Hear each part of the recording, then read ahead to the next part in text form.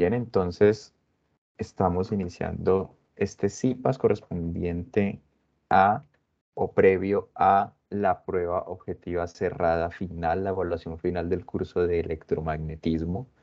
Como ya todos deben saber, este será un examen donde se van a evaluar sus conocimientos de todas las temáticas del curso.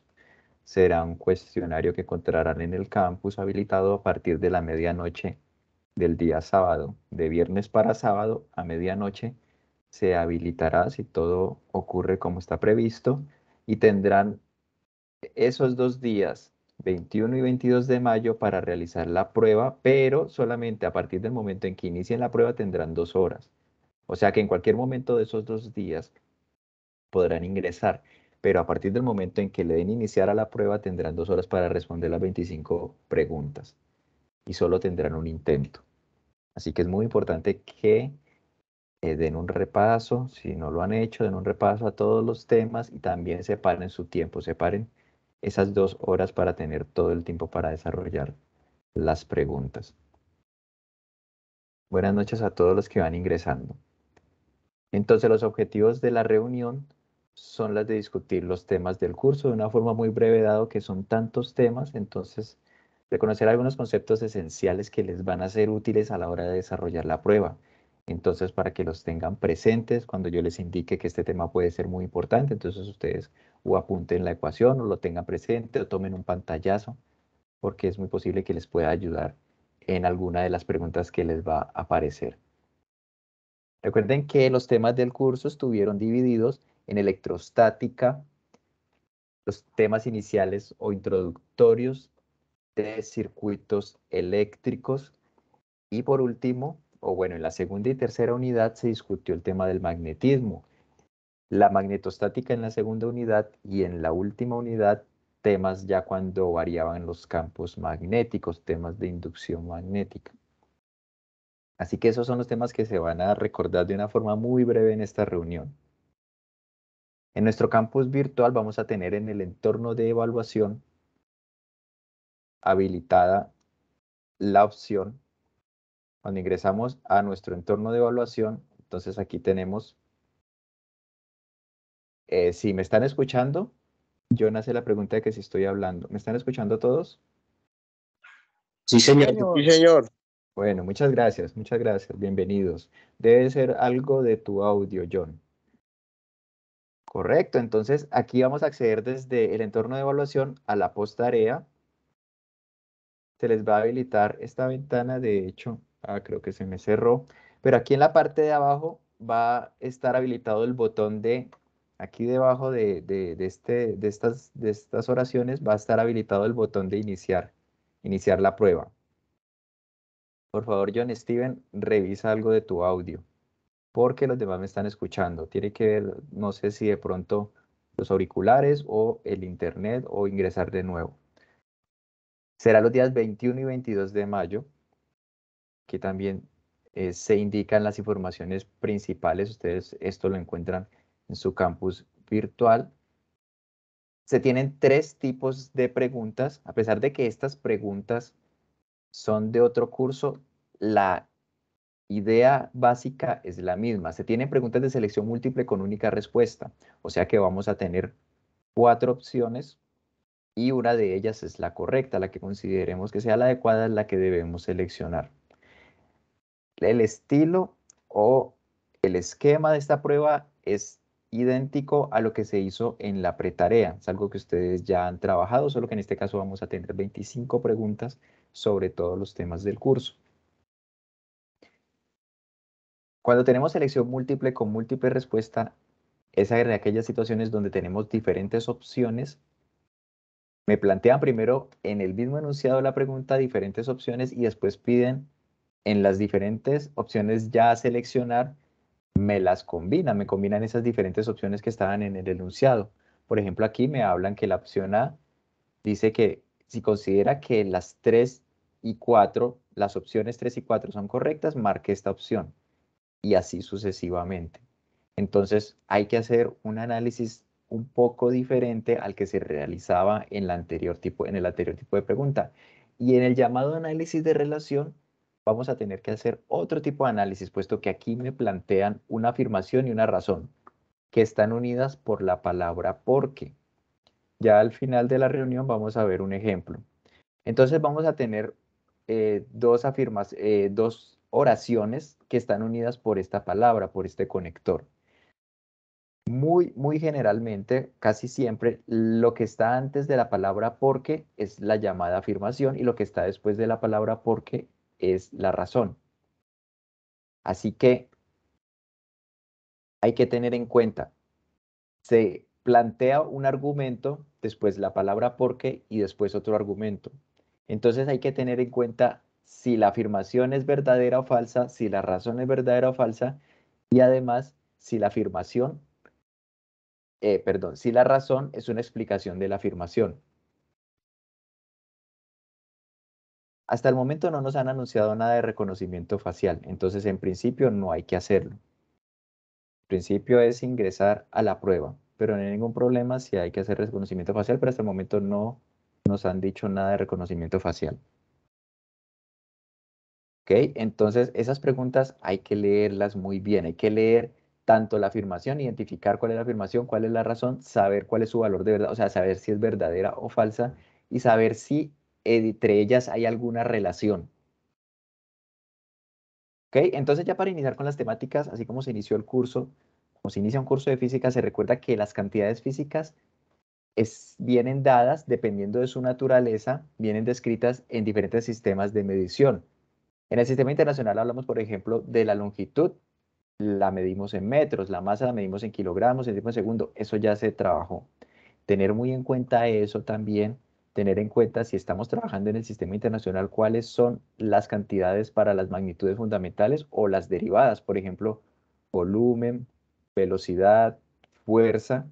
Aquí esta tablita ustedes ya la tienen, que existen también diferentes sistemas de medidas, por ejemplo el CGS, donde la longitud las medimos en centímetros, masas en gramos, etcétera. Entonces es algo muy importante tener en cuenta las unidades en las que se está trabajando y la cantidad física a la que nos estamos refiriendo. Teniendo en cuenta también que aquí estamos hablando de electromagnetismo, entonces, ¿cuáles son las diferentes cantidades físicas que se han ido definiendo a lo largo del curso? Aquí solamente un ejemplo, pero recuerden que el tema de vectores es un tema en sí ya muy completo. Tener en cuenta que un vector se utiliza y bastante en el electromagnetismo, que es esa cantidad matemática que tiene magnitud, dirección y sentido. Aquí solamente un ejemplo, un vector en el plano tiene dos componentes. Y si yo conozco, por ejemplo, la magnitud del vector, aquí en rojo, y conozco el ángulo que ese vector tiene con cualquiera de los ejes, yo puedo encontrar las componentes de dicho vector. ¿Ok? Eso es solamente un ejemplo de lo que podemos nosotros tener con vectores. Si tenemos que encontrar las componentes rectangulares del vector, necesitamos solamente la magnitud del mismo y el ángulo. Entonces, si de pronto tienen que repasar un poquito de vectores, tengan en cuenta esos conceptos básicos, lo que se utilizó en el curso. Comenzamos entonces trabajando de la electrostática y allí iniciamos con el tema de la fuerza eléctrica. La fuerza eléctrica se calculaba mediante la ley de Coulomb. Recuerden que la magnitud de la fuerza eléctrica viene dada por la multiplicación de una constante por el valor absoluto del producto de las cargas, entonces aquí es una fuerza entre dos cargas. Recuerden que las cargas pueden ser positivas o negativas. Además, depende inversamente del cuadrado de la distancia de separación de las cargas. También que si las cargas son de signo igual o contrario, van a tener diferentes tipos de fuerzas entre ellas. Si son de signo contrario, van a tener un tipo de fuerza atractiva. Ellas se van a atraer cuando son cargas de signo contrario. Mientras que si son de igual signo, ellas se van a repeler, ya van a tener un tipo de fuerza repulsiva. Además que esas fuerzas van a dirigirse a lo largo, entre cada pareja de cargas, a lo largo de la línea que las une. Miren acá, la línea que las une, esta línea discontinua que tenemos aquí, y miren que las fuerzas, en este caso repulsivos, son fuerzas que se alejan, que se alejan de la otra carga, pero que van a lo largo de esa misma línea. de la continuación de esa misma línea, aquí se indica la distancia de separación de las cargas. Y un hecho que hay que tener en cuenta tanto en mecánica como aquí es que cuando uno analiza fuerzas hay que tener en cuenta el punto donde está analizando la fuerza. Entonces, si yo estoy en la carga Q sub 1, entonces la fuerza que va a percibir la carga Q sub 1 es una fuerza en el sentido que estoy señalando aquí con el mouse, que se aleja de la dirección en la que se encuentra la otra carga, dado que la fuerza es del tipo repulsivo. Pero si yo analizo la carga Q sub 2, entonces la fuerza que va a percibir esa carga Q sub 2 va a ser una fuerza en este otro sentido. A la hora de analizar dinámica hay que tener muy en cuenta cuál es la fuerza, cuál es el cuerpo sobre el que estamos analizando las fuerzas. Entonces esa es la notación que utilizaba esta, que es una de las referencias bibliográficas. Y otro aspecto muy relevante es la dependencia con la distancia. Entonces los parámetros para la fuerza son las cargas y la distancia. Que dependa del inverso cuadrado de la distancia significa que si yo hago un gráfico de una función que depende del inverso cuadrado de x versus x, cuando x aumenta, lo que pasa con la función que está siendo descrita aquí por esta curva es que vamos a tener una disminución o un decaimiento de esa función. Cuando aumenta la distancia, disminuye y tiende a cero. Entre mayores x, tiende a cero más esa función. Entonces, está la ley de Coulomb. Esos son los parámetros de los que depende. O sea que si, por ejemplo, me hablan de qué pasa cuando tenemos dos cargas y, por ejemplo, se duplican, pero si tenemos dos cargas, ¿qué pasa con la fuerza cuando se duplican las cargas, por ejemplo? Entonces ya no tendríamos esa fuerza, sino una fuerza F', por ejemplo. Si la carga, ahora vamos a tener una carga Q1' que va a ser 2 veces Q1. Estoy simplemente realizando un ejemplo. Y tenemos que ahora la carga va a ser una carga Q sub 2', que va a ser el doble de la carga Q sub 2. Entonces, ¿cómo se me va a modificar la ley de Coulomb?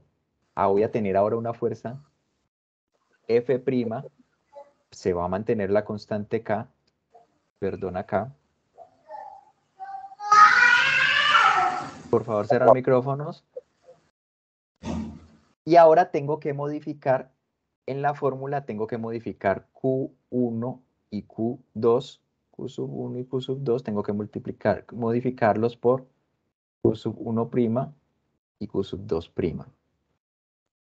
Y lo mismo vale para cuando hay una modificación de la distancia, pero aquí lo estamos haciendo con una modificación de las cargas.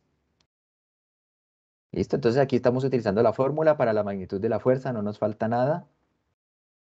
Si me dicen que no se modifica la distancia de separación entre las cargas, entonces se mantiene acá el R que está en el denominador. Y ahora, como yo ya tengo cómo se modifican las cargas, entonces lo voy a reemplazar en la fórmula. Bueno, entonces valor absoluto, Q sub 1' es 2 veces Q sub 1 y Q sub 2' es 2 veces Q sub 2. Valor absoluto dividido R cuadrado. Entonces ahora me queda 2Q sub 1 por 2Q sub 2 en el numerador, 2 por 2, 4. Entonces me queda 4 veces valor absoluto de Q sub 1, Q sub 2 sobre R cuadrado. Miren que apareció un 4 acá. Entonces, ¿qué pasó con la fuerza? Se cuadruplicó. Se cuadruplicó porque esto es igual a 4 veces K por valor absoluto de Q sub 1, Q sub 2 sobre R cuadrado, que es igual a 4 veces la fuerza F. Listo, si quieren tomen un pantallazo, que esto les puede servir en caso de que en una pregunta les aparezca algo así. ¿Qué pasa cuando se modifica la distancia? Entonces ya habría que modificar este término en el denominador. Aquí se modificaron las cargas. Puede modificarse solamente una de las cargas. Aquí se modificaron las dos. Bien, entonces en la ley de Coulomb recuerden que la constante K es una constante que depende de una constante universal que es la permitividad eléctrica en el vacío entre dos cargas. Recuerden que para la magnitud, que es lo que se está calculando acá, se coloca el valor absoluto en el numerador. La permitividad eléctrica del vacío que tiene este valor es una constante de la naturaleza y estas son las unidades en el sistema internacional. La C, recuerden que es la unidad de la carga eléctrica en el sistema internacional, el coulombio, Newton la unidad de fuerza y metro cuadrado la unidad de área en el Sistema Internacional de Medidas. Todos son temas que ya se han trabajado. Este fue un ejemplo que vimos también en una reunión, un ejemplo donde tenemos dos cargas de diferentes signos separadas a una distancia r. Se trabajaba en este ejemplo, se hacía hincapié en que hay que tener en cuenta cuál es la unidad que me dan para las cantidades,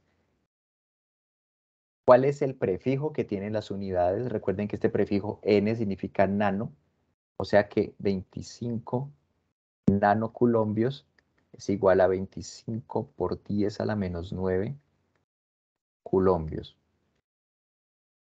¿Okay? Además, si había que hacer algún tipo de conversión, por ejemplo, aquí estamos hablando de distancias en centímetros, y en el sistema internacional, que es lo que se les ha recalcado, hay que medir las distancias en metros, o sea que había que hacer la conversión. Recordemos que para convertir de centímetros en metros, nunca está de más. 3 centímetros a metros había que realizar esta conversión para que se cancelaran centímetros con centímetros, y había que dividir entonces 3 sobre 100 y el resultado me da en metros.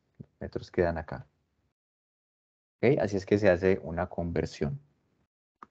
Es algo que ustedes ya deben saber, pero no está de más recordarlo. Entonces, esas fuerzas, como tienen signo contrario, si yo observo la carga Q, perdón, estas cargas como tienen signo contrario, si yo observo la carga Q sub 1, va a sentir una fuerza hacia la derecha porque es atractiva, dado que la otra carga es negativa. Mientras que si yo observo la carga Q sub 2, va a sentir una fuerza hacia la izquierda, dado que la fuerza es atractiva hacia la otra carga que es positiva. Si voy a calcular la magnitud, fue como en el ejemplo anterior. Se realiza de la forma análoga al ejemplo anterior. La magnitud se coloca el valor absoluto en el numerador. Y el resto es hacer los reemplazos, recordando que esta, que es la constante K, tiene este valor numérico. Pero el resto son todas las cantidades que me da el problema, las reemplazo en la fórmula. Y miren que la distancia de separación me la daban en centímetros, yo hice o aquí en el ejemplo se hace el cambio a metros y ahí ya se le va al cuadrado en el denominador. Las unidades en el sistema internacional están dispuestas de tal forma que, como yo reemplacé bien las cantidades, al final la fuerza me da en newtons, que es la unidad del sistema internacional para fuerza. ¿Okay? Es un reemplazo y aquí es para hacer hincapié en que la magnitud de la fuerza que siente una carga debido a la otra, la fuerza que siente la carga roja debido a la carga azul, en magnitud es igual a la fuerza que siente la carga azul debido a la carga roja. Esto es lo que se expresa aquí. Se trabajó luego el concepto de campo eléctrico. Campo eléctrico como una perturbación que hay debido a la presencia de carga en el espacio circundante. Aquí tenemos un ejemplo del campo eléctrico debido a una carga puntual, en este caso una carga positiva. Cuando tenemos ya más de una carga, entonces ya se modifica el espacio, se perturba de una forma más compleja el espacio alrededor de las cargas, debido a una competencia que hay entre los diferentes campos. Y estas líneas que hay alrededor de las cargas se denominan líneas de campo eléctrico. Recuerden que últimamente se trabajó bastante con el concepto de líneas de campo magnético, pero el campo eléctrico, como también es un campo vectorial, se representa de una forma, para entenderlo de una forma cualitativa, para entender de una forma descriptiva y geométrica cómo se distribuye el campo eléctrico, se utilizan esas líneas, donde el campo eléctrico es tangente a cada punto de dichas líneas, así como para el campo magnético.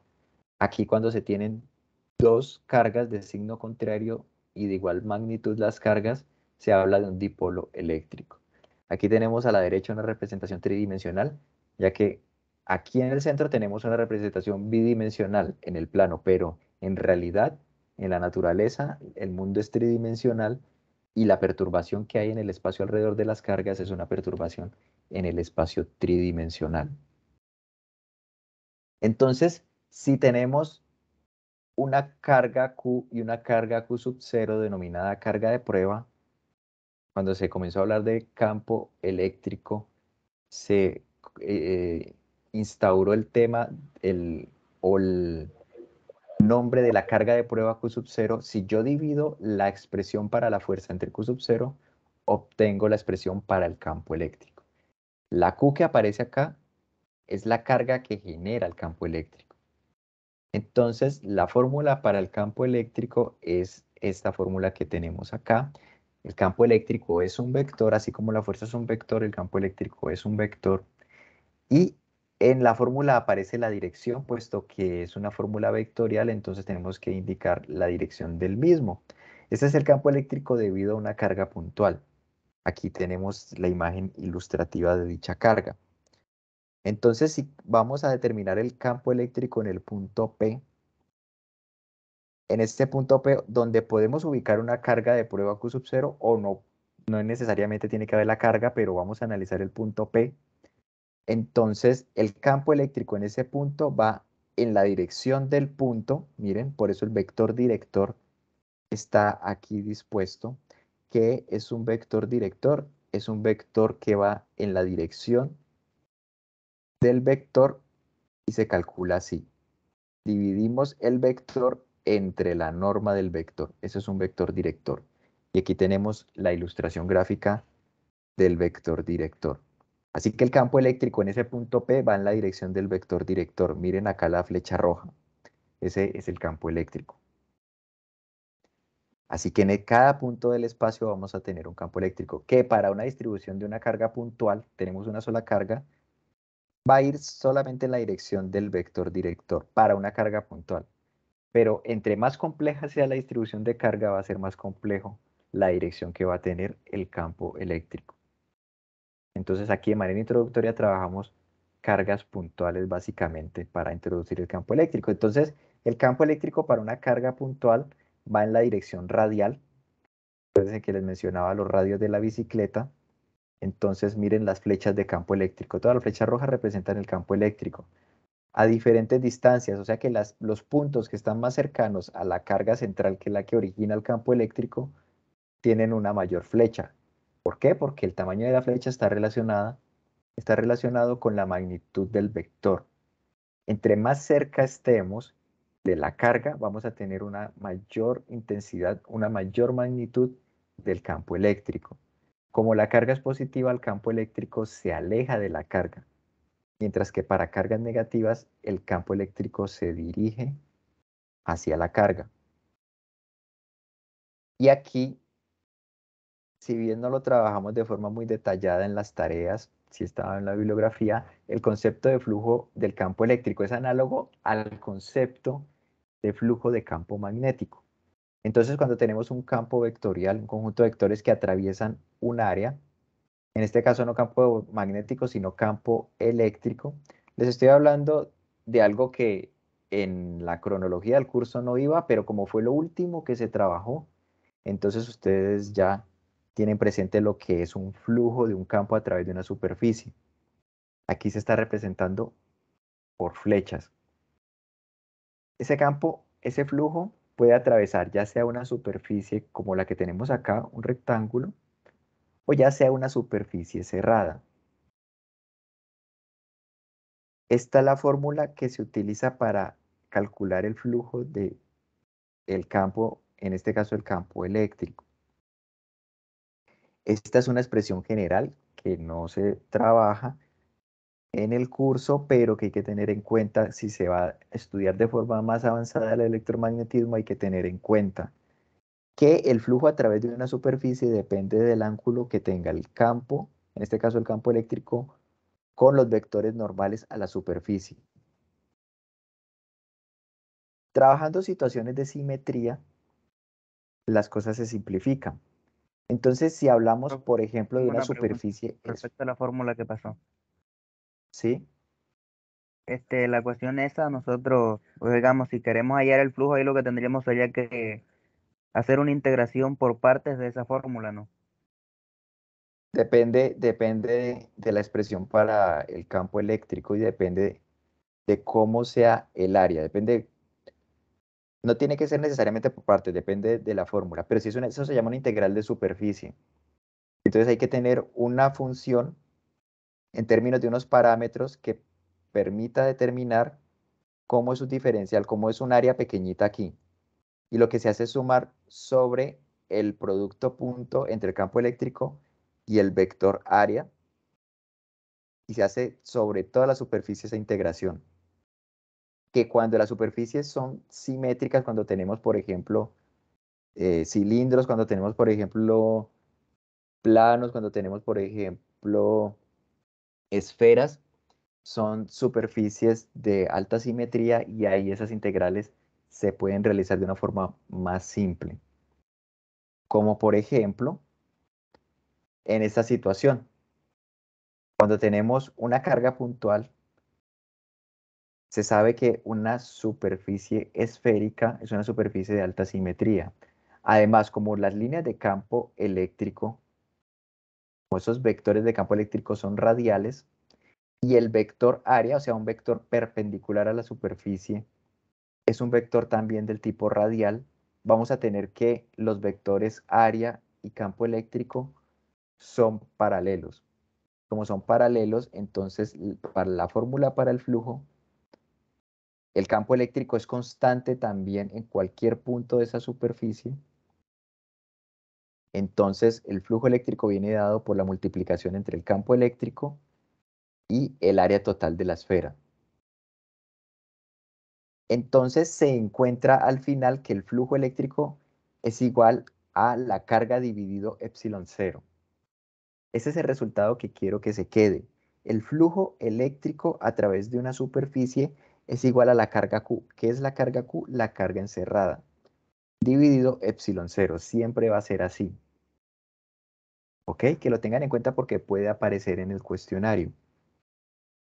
¿Cuál es el flujo eléctrico a través de una superficie dada? Es igual a la carga encerrada, porque la carga Q está dentro de la superficie, dividido epsilon 0. Y esa es la llamada ley de Gauss. Flujo eléctrico a través de una superficie es igual a la carga encerrada dividido epsilon 0. Este caso es el caso más simple, que es una carga puntual. Entonces, si les aparece un ejercicio donde les pregunten por flujo eléctrico, recurran a la ley de Gauss. ¿Qué dice la ley de Gauss? Que el flujo eléctrico a través de una superficie es igual a la carga dividido epsilon 0. ¿Cuál carga? La carga que está siendo encerrada por la superficie. ¿Cuál es la superficie acá? Esta esfera. Entonces, este es un ejemplo del libro y miremoslo rápidamente. Aquí tenemos dos cargas, una carga negativa y una carga positiva, y tenemos las líneas de campo eléctrico. Entre ellas dos tenemos un dipolo. La carga aquí naranja es la carga positiva, la carga azul es la carga negativa, y tenemos 4 superficies. Estas superficies son superficies que encierran, solo que aquí estamos en el plano, pero estas son superficies que tridimensionalmente encierran, por ejemplo, esa superficie magenta. La superficie C es la superficie que encierra a las dos cargas. Esta superficie B, la superficie azul, encierra a la carga menos Q. Esta superficie A, una superficie naranja, encierra a la carga más Q. Y esta superficie D, amarilla, no encierra ninguna carga. ¿Ok? Entonces, se pide determinar cuál es el flujo a través de las diferentes superficies, teniendo en cuenta la ley de Gauss. Entonces, la ley de Gauss me dice que el flujo a través de cada superficie es igual a la carga encerrada por la superficie dividido epsilon 0. Si analizo la superficie A, el flujo a través de la superficie es igual a la carga encerrada por la superficie. ¿Cuál es la carga encerrada por la superficie? Solamente más Q. Entonces, más Q dividido epsilon 0. Lo que está variando entonces es la carga que se está considerando, este término acá. Ahora, el flujo eléctrico a través de la superficie B. La superficie B es la superficie azul. ¿Cuál es la carga encerrada por la superficie B? La carga menos Q. Entonces, por ello coloco acá en la fórmula menos Q. Ahora, el flujo eléctrico a través de la superficie C. ¿Cuál es la superficie C? La superficie grandota, la superficie de color magenta. Hay que determinar entonces cuál es la carga encerrada por esa superficie C. Miren que dentro de la superficie C tenemos las dos cargas, más y menos Q. Como es la carga total, entonces en este caso la carga encerrada es igual a más Q menos Q, o sea, es igual a 0. La carga encerrada es igual a 0. Por ende, tengo que reemplazar un 0 acá. Y ahora, para la otra superficie, para la D, mire que la superficie D, es esta superficie amarilla, tampoco tiene carga por dentro. Entonces, la carga encerrada es igual a 0. Y por ello, tenemos que los flujos eléctricos a través de esas dos superficies son iguales a 0. Así que si quieren pueden tomar un pantallazo para que tengan presente esto básico del campo, perdón, de la ley de Gauss para el flujo eléctrico.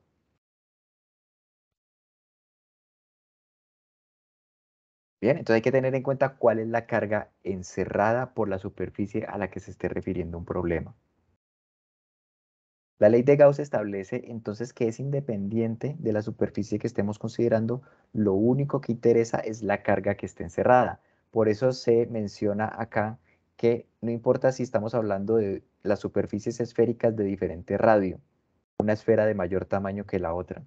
La carga encerrada para ambas esferas es la misma, así que el flujo eléctrico para ambas esferas es el mismo. Y tampoco hay dependencia con la forma de la superficie, y es algo que se demuestra matemáticamente, no es el objetivo del curso, pero en cursos más avanzados, más profundos, más teóricos del electromagnetismo se demuestra que es independiente de la forma de la superficie, entonces ténganlo muy en cuenta por si les sale una pregunta que les consulte. Si yo movilizo, si yo ubico en otro lugar la carga, ¿o de qué depende el flujo eléctrico? Depende de la posición de la carga. Además, ¿de qué depende el campo eléctrico? El campo eléctrico sí depende de la posición donde yo lo esté calculando. Si es el campo eléctrico acá, por ejemplo, miren aquí, el campo eléctrico es generado por la carga. Si yo me ubico acá, vamos a tener un campo eléctrico que sale. Lo que pasa es que esta posición está más cercana a la carga que, por ejemplo, esta posición. Está más cercana que esta posición. Así que dependiendo de donde nosotros nos ubiquemos en la superficie, el campo eléctrico va a variar, pero no el flujo eléctrico. ¿Por qué? Porque el flujo eléctrico solamente depende de la carga encerrada dividido esta, que es una constante universal. ¿Vale? Entonces ténganlo muy presente. Cuando les hablen de flujo eléctrico, hay que recurrir a la ley de Gauss. ¿Y qué es la ley de Gauss? Esta fórmula. ¿Y esta fórmula de qué depende? De la carga encerrada y epsilon 0, que es un número que ustedes tienen para la prueba, pues deben prepararse, pueden tener allí su listado de fórmulas, fórmulas elementales. Aquí yo les estoy haciendo hincapié en algunas fórmulas, entonces ustedes deciden si las tienen a la mano y les estoy dando tips sobre tipos de preguntas que les pueden aparecer. ¿Cómo afrontar ese tipo de preguntas? Está la ley de Gauss entonces. También se trabajó el tema de los circuitos eléctricos. Aquí tenemos un ejemplo de 3 resistores en serie. Entonces vamos a ver un par de ejemplos sobre cómo resolver circuitos. Recuerden que se utilizaba el concepto de resistencia equivalente. ¿Y qué es una resistencia equivalente si, por ejemplo, tenemos aquí 3 resistores en serie? Es llevar ese circuito de 3 resistores en serie a un circuito mucho más simple donde tenemos la misma fuente de voltaje y una sola resistencia, que es la llamada resistencia equivalente. Entonces, por lo general en ese tipo de problemas se pregunta cuál es la corriente total. En esta situación tenemos una corriente total que circula a través del circuito, que en el caso de los resistores en serie, pues es la misma corriente que circula en la configuración de los 3 resistores, es la misma corriente total, pero cuando son en paralelo no. Entonces, para resolver ese circuito hay que obtener la resistencia equivalente. Cuando son resistencias en serie, la resistencia equivalente es la suma de las resistencias.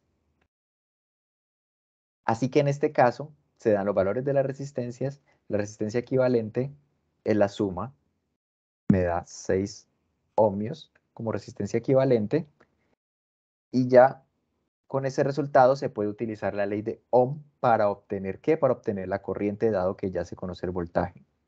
Está la ley de Ohm, entonces es una fórmula para tener a la mano. En caso de que no se recuerde, es una fórmula que se utiliza bastante y a veces uno se la aprende, pero de pronto no se acuerda uno de cuál es el orden de los factores allí, entonces nunca está de más tener su formulario. Como se conoce el voltaje, como se conoce la resistencia equivalente, ya se puede hacer un despeje y obtener con ello la llamada corriente total, la corriente que atraviesa el circuito. En este caso me da 2 amperios como resultado. Podemos obtener además cuál es la decaída de potencial, la diferencia de potencial para cada uno de los resistores. Y si recordamos además la segunda regla de Kirchhoff, sabemos que cuando tenemos una trayectoria cerrada, cuando tenemos una malla, realizando un recorrido por la malla, debemos obtener que la suma de todos los voltajes debe ser igual a 0. O lo que es lo mismo, si yo aquí subo 12 voltios, cuando yo atravieso cada resistor, se está disminuyendo el voltaje. Entonces aquí tenemos una caída de voltaje, aquí tenemos otra caída de voltaje y aquí tenemos otra caída de voltaje. Subí 12 voltios acá, entonces debemos aquí caer hasta obtener un 0. A caer un voltaje 0 cuando terminamos el recorrido y pasamos a través de este último resistor. Obtuvimos en el paso anterior la resistencia equivalente y obtuvimos con ello la corriente total. Así que podemos utilizar la ley de Ohm para cada uno de los resistores. Como la corriente es la misma en todos los resistores porque solo tenemos un camino de conducción, se puede utilizar la ley de Ohm para cada uno de los resistores. Aquí se está utilizando. Cortemos la ley de Ohm, voltaje es igual a corriente por resistencia. Esa es la ley que se está utilizando en cada uno de los resistores. Se conoce cada una de las resistencias y se conoce cuál es la corriente que se acaba de calcular, que es la misma para todos los resistores. Así que se realizan los cálculos para los 3 resistores. Sabemos entonces que la suma debería darnos el voltaje total, la suma de los voltajes. Si yo sumo los voltajes, los 3 voltajes que acabo de obtener, obtengo 12, o sea que aquí obtengo 12 voltios a la izquierda de la igualdad y aquí ya tenía 12 voltios, que era lo que tenía que obtener. ¿Ok? Aquí sería 12 voltios. Entonces, se satisface los principios físicos porque se trabajó de manera correcta utilizando la ley de Ohm y se satisfizo la segunda regla de Kirchhoff. Para estos circuitos básicos, este es el tipo de análisis que hay que realizar. Ya si hablamos de un conjunto de resistores en paralelo, entonces ya aquí las cosas son diferentes. Ya aquí sabemos que todos los resistores van a estar al mismo voltaje. Lo que se desconoce es la corriente que atraviesa cada uno de los resistores. De nuevo se busca simplificar el circuito, obtener entonces un circuito con una sola fuente de voltaje y una resistencia equivalente. Lo que pasa es que aquí, como los resistores están en paralelo, entonces ya hay que hacer uso de otra fórmula. ¿Vale? Tener en cuenta entonces las fórmulas para las resistencias equivalentes de las configuraciones en serie y en paralelo. Esta fórmula es la fórmula, recuerden, de la suma de los inversos. Para esta situación, entonces, así se aplica la fórmula. Y esa fórmula, entonces, haciendo las divisiones que debo luego sumar, me da el inverso de la resistencia equivalente. Luego hago un despeje. Lo que está dividiendo pasa a multiplicar. Lo que está multiplicando pasa a dividir. Y esa es la solución para este circuito. ¿Vale? Ya si quieren pueden tomar un pantallazo cuando estén visualizando la grabación. Ustedes mismos pueden resolver este ejercicio solamente para practicar. ¿Vale? Entonces se obtiene la resistencia equivalente y se conoce, a priori se conoce el voltaje. De nuevo la pregunta es la corriente total. Se supone de nuevo un voltaje de la fuente de 12 voltios. Se tiene la resistencia equivalente, así que se puede utilizar la ley de Ohm para obtener la corriente total. ¿Cuál es la corriente que se obtendría? La corriente total sería esta corriente, la que sale de la fuente. Lo que pasa es que, acuérdense de la analogía con el agua a través de una manguera, un flujo. La corriente es como un flujo de carga. Entonces la corriente se divide y se divide por todos estos caminos. Así que a priori no se conoce cuáles son las corrientes que pasan a través de cada uno de los resistores, pero sí se puede hacer uso de la ley de Ohm, dado que se conocen las resistencias y se conoce además la diferencia de potencial. Recuerden que todos están a la misma diferencia de potencial de la fuente por su disposición en paralelo. Como los voltajes son iguales, además se conoce que la corriente es igual a la suma de las corrientes, se utiliza la ley de Ohm para la corriente total. Voltaje total dividido la resistencia equivalente que se acabó de obtener. Y me da esta corriente total.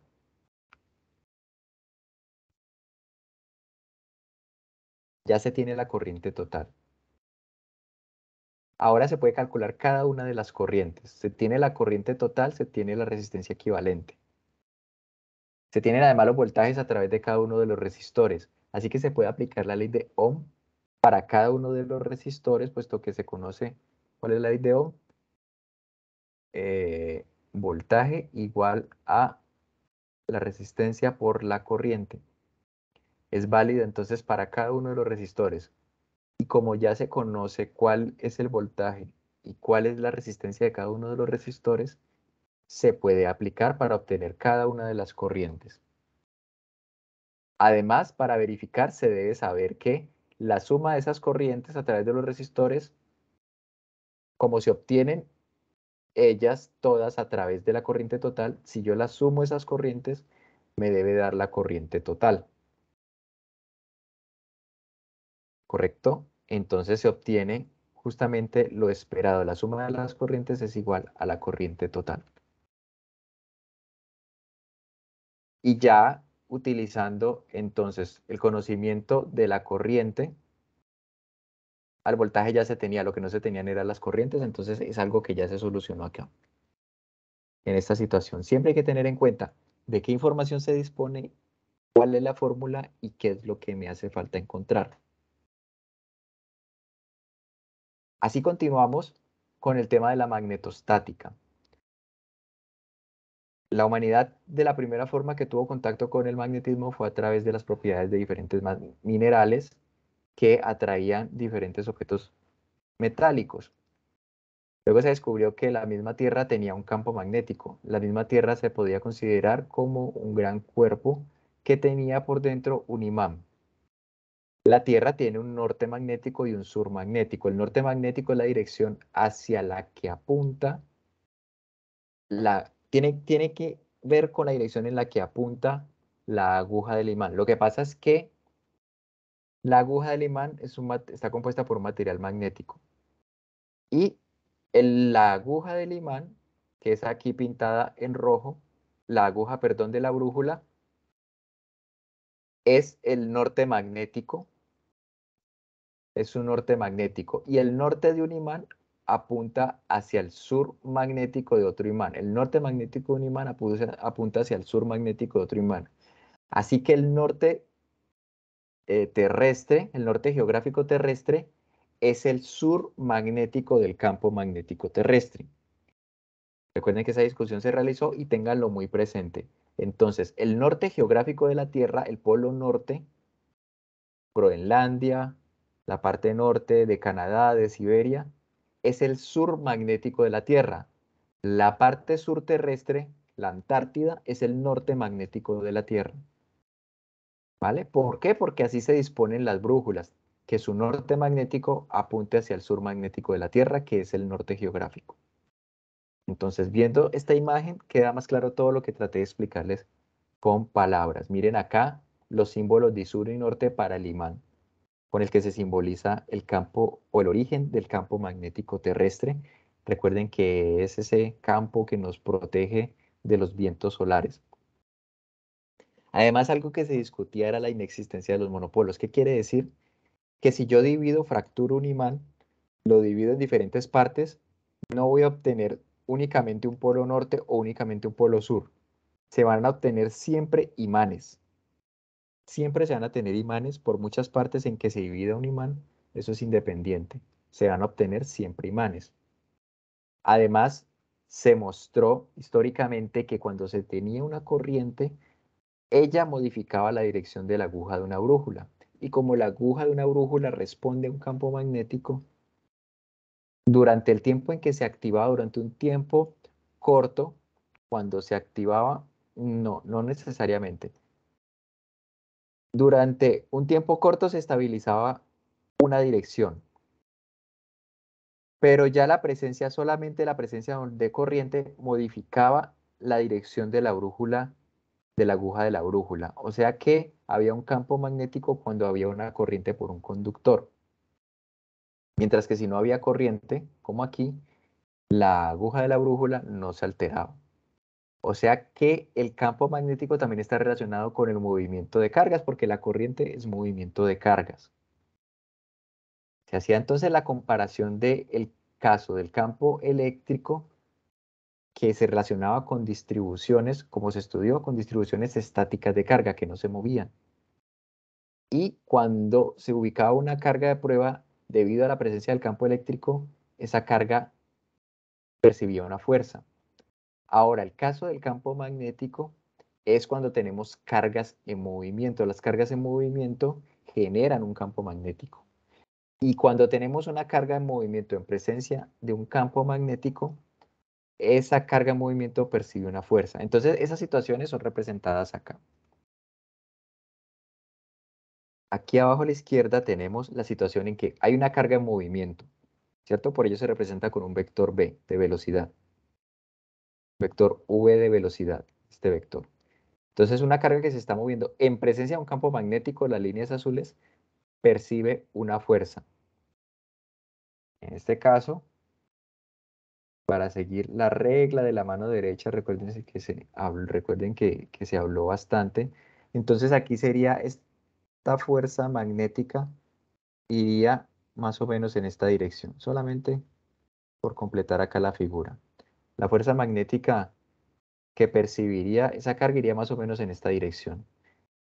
En una dirección que es perpendicular a ambos vectores, tanto el vector velocidad como el vector campo magnético. Una carga de movimiento en presencia de un campo magnético percibe una fuerza de origen magnético. Es un vector también. Ahora bien, un campo magnético en un punto dado del espacio es originado por una carga que se mueve. Entonces, no solamente una carga de movimiento percibe una fuerza cuando está presente en un campo magnético, sino que una carga de movimiento genera un campo magnético. Y dependiendo del punto donde se esté calculando dicho campo magnético, así va a ser la dirección del mismo. Ok, entonces primero se trabajó el concepto de fuerza magnética. Se utilizó esta fórmula. Una fórmula que depende de un tipo de producto entre vectores, el llamado producto cruz. Esta es la expresión más simple para la fórmula de la fuerza magnética, que depende de la carga, o sea, es la fuerza magnética que percibe una carga que se está moviendo a una velocidad v en presencia de un campo magnético V mayúscula. Depende del producto vectorial o producto cruz entre esos dos vectores. Si necesitamos calcular la magnitud de la fuerza magnética, entonces hay que recurrir a las fórmulas del cálculo vectorial. La fórmula para la magnitud del producto cruz entre dos vectores es la que tenemos aquí. Depende del seno de un ángulo. ¿Y cuál es ese ángulo? Es este ángulo, el ángulo que hay entre los dos vectores a los que se les está calculando el producto cruz. Y es ahí cuando ingresa la regla de la mano derecha. Esa regla tan útil para determinar las direcciones de los vectores que se analizan en este curso. Entonces supongamos que tenemos dos vectores A y B. Esta figura también la analizamos en el curso. Y necesitamos calcular el producto cruz entre esos dos vectores. Entonces, si me piden nada más la magnitud, hay que utilizar esta fórmula. No me preocupo por regla de la mano derecha. Solamente hay que conocer la magnitud del primer vector, la magnitud del segundo vector y el ángulo, eso sí hay que conocerlo, el ángulo que hay entre ellos dos, porque hay que calcular el seno a dicho ángulo. Si ya me preguntan la dirección, ahí sí hay que calcular la regla de la mano derecha. Entonces, si los vectores son los que voy a señalar acá, esos son los vectores, y yo necesito calcular el producto cruz entre A y B, en ese sentido lo leo así, entre A y B, de izquierda a derecha. Entonces se utiliza la regla de la mano derecha, ubicando los 4 dedos en el primer vector, que es el vector A, en la dirección del primer vector, en esta dirección, y después cierro los 4 dedos de mi mano derecha hacia el vector B. En la dirección en la que apunta el pulgar es la dirección resultado, la dirección que viene dada por la regla de la mano derecha, la dirección del producto cruz entre los dos vectores. ¿Ok? Esa es la regla de la mano derecha. Entonces, cierro los 4 dedos en este sentido, el pulgar de mi mano derecha apunta en esta dirección. Importante, tengan en cuenta esta figura. Esa regla de la mano derecha, ¿qué me dice? Me dice entonces que la fuerza magnética que siente una carga puntual, Q, que se mueve en presencia de un campo magnético B, esa fuerza es perpendicular al plano donde están los vectores velocidad, vector verde, y vector campo magnético, vector azul. La fuerza magnética es perpendicular tanto al vector velocidad como al vector campo magnético. Un resultado muy a tener en cuenta, perpendicular a ese plano donde están esos vectores. O lo que es lo mismo, perpendicular la fuerza magnética a cada uno de esos vectores. Viene dado y aquí está la regla de la mano derecha, cómo se utiliza. Y fue algo que se trabajó en el curso, pero hago hincapié en este punto, en este concepto. Esa fuerza magnética es perpendicular al plano donde se encuentran esos dos vectores. Así como hablábamos de líneas de campo eléctrico y lo que se utilizó en la última unidad, existen líneas para representar gráficamente el campo magnético. Aquí se ilustra un imán permanente. Ese imán permanente me permite visualizar cómo es el campo magnético en su interior. Miren que tenemos más líneas de campo magnético en el interior del imán, lo que representa que es más intenso el campo magnético en su interior que por fuera. Además sabemos cómo es la distribución. Recuerde que es tangente, entonces aquí tenemos el concepto de una línea tangente a una curva en un punto dado. El campo magnético es tangente, entonces que sea el campo magnético tangente en un punto dado quiere decir que el campo magnético va en esa dirección, tangente. ¿Ok? Entonces aquí tenemos el imán de barra como una fuente del campo magnético. Y para decir acá esta figura, para recordar que todas las líneas de campo magnético que salen del imán ingresan. Y es algo que es diferente a lo que tenemos acá. Para el campo eléctrico, las líneas de campo eléctrico salían, por ejemplo, aquí en una carga puntual, salían, se iban hacia el infinito. Pero aquí no, todas las líneas de campo magnético que salen del polo norte del imán ingresan por el polo sur del imán. Entonces, esos dos campos tienen una naturaleza distinta, pero ellos se combinan para lo que se denominan las ondas electromagnéticas, que es un tema que va más allá del curso, pero para formar la luz y todo tipo de radiación electromagnética necesitamos de ambos campos, un campo eléctrico y un campo magnético. También para recordar que no solamente a través de un imán permanente tenemos un campo magnético, sino que cuando tenemos corriente a través de un alambre, como lo que se ilustra en esta figura, tenemos un campo magnético. Que el campo magnético para un alambre largo y recto son círculos concéntricos. Resultado importante, téngalo presente por favor.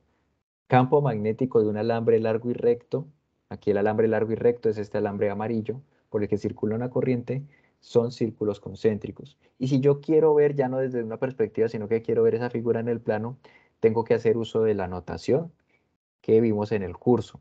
Esa notación que si la visualizamos ahora desde perspectiva, lo que simboliza, observen aquí los vectores rojos, es que cuando tenemos las X, está ingresando el vector al plano hacia la pantalla. Cuando tenemos puntos, el vector está saliendo del plano hacia mí. ¿Ok? Eso es una convención que se utiliza. Y para que la tengan presente porque puede aparecer en el ECAES, puede aparecer en diferentes cursos, los que vayan a trabajar más temas en los que se necesiten campos vectoriales, esa es la notación que se utiliza. ¿Ok? Y entonces, como un alambre por el que circula una corriente me genera un campo magnético, si con ese alambre se forma un anillo o una espira, entonces vamos a tener un campo magnético que tiene una forma particular. Por ejemplo, para una espira tenemos este campo magnético, pero si yo junto más de una espira, si yo tomo una colección de espiras, digamos que sean homogéneas, que tengan la misma forma, y las coloco muy juntas la una de la otra, formo lo que se llama una bobina. Y se diseñan bobinas para tener, miren que aquí el campo magnético, miren esta línea. El campo magnético tiene esta forma homogénea, es recto, solamente aquí viene en el centro de la espira. Pero si yo necesito más líneas de campo magnético paralelas, o sea que si yo necesito un campo magnético que tenga esta homogeneidad, necesito construir una bobina. Y entre más espiras tenga la bobina, más homogéneo va a ser el campo magnético cerca del centro de la bobina. ¿Ok? Ténganlo entonces muy presente. Además, aquí tenemos que hay un área encerrada por la espira. Concepto que se utiliza, si recuerdan, en la parte de inducción magnética, un área encerrada por la espira. Si hay líneas de campo magnético que atraviesan esa espira, hablamos de un flujo magnético. Aquí el campo magnético está siendo generado por la misma espira, pero podemos tener situaciones donde hay espiras y el campo magnético viene de otra fuente. Y si hay líneas de campo magnético que están atravesando esa espira, tenemos un flujo magnético que está atravesando esa espira y pasa lo que se trabajó en la unidad 3. Pero antes de ello, recordar por favor esta fórmula. Así como una carga que está en movimiento percibe una fuerza, cuando está en presencia de un campo magnético, imagínense que tenemos un conductor, aquí magnificado haciendo un gran zoom, por el que transcurre una corriente. Recuerden que la corriente está compuesta por muchas cargas, o sea que cada una de esas cargas va a sentir una fuerza. Así que un conductor por el que circula una corriente va a sentir una fuerza cuando se encuentra en presencia de un campo magnético. Y ese campo magnético está siendo simbolizado aquí por esas X. Así que el campo magnético aquí está ingresando al plano de la pantalla. O sea que si se utiliza la regla de la mano derecha, esta es la fórmula para la fuerza y por L cruz B. ¿Qué es L? L es un vector que va en la dirección de la corriente. O sea que aquí el vector L es un vector que va en la dirección de la corriente.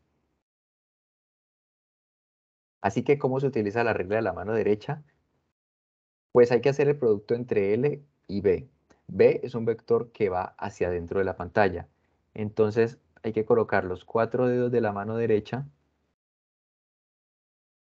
Los 4 dedos de la mano derecha, aquí estamos con la mano derecha. Primero en la dirección del primer vector. Y ahora hay que cerrarlos hacia adentro de la pantalla.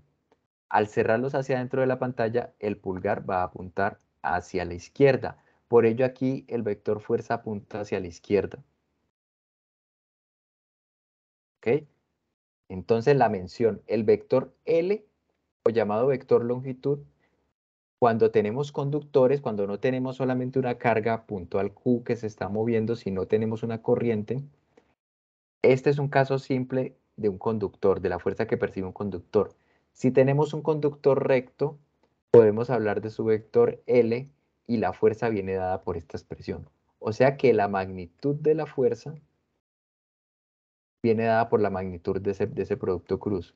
O sea que viene dada por la multiplicación entre la corriente, la longitud, el campo magnético y el seno del ángulo que hay entre la corriente, entre el vector longitud y el campo magnético.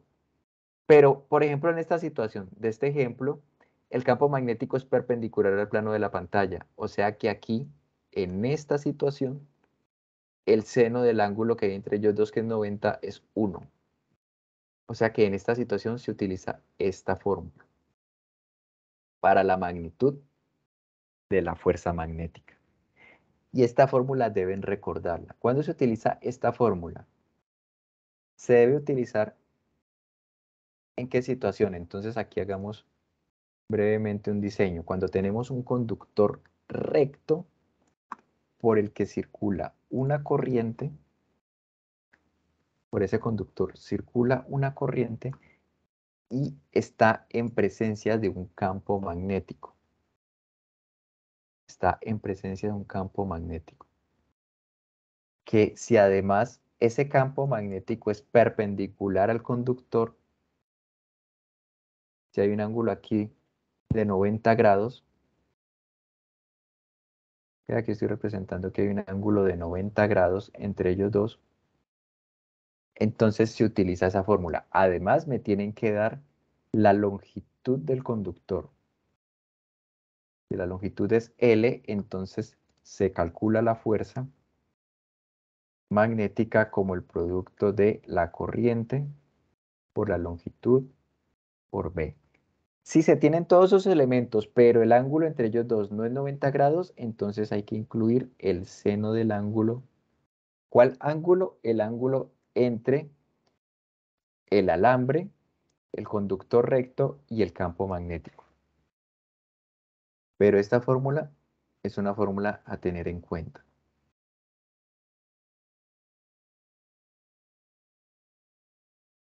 De nuevo, ¿en qué situación? Cuando tenemos un campo magnético que está afectando un conductor recto por el que circula una corriente, y me dan la longitud de dicho conductor, entonces ya puedo, y me dan además la corriente, ya puedo reemplazar todos los términos en esta fórmula. En esa situación se utiliza esa fórmula. Tutor, yo tengo una pregunta y en esa situación, Ajá. la fórmula para determinar el campo magnético, ¿cuál sería? En una situación como esa. Viene otra fórmula, que es la fórmula de la ley de Biot-Savart. Se utiliza esta fórmula, solo que cuando ya tenemos un conductor, entonces lo que hay que hacer cuando tenemos el conductor largo y recto,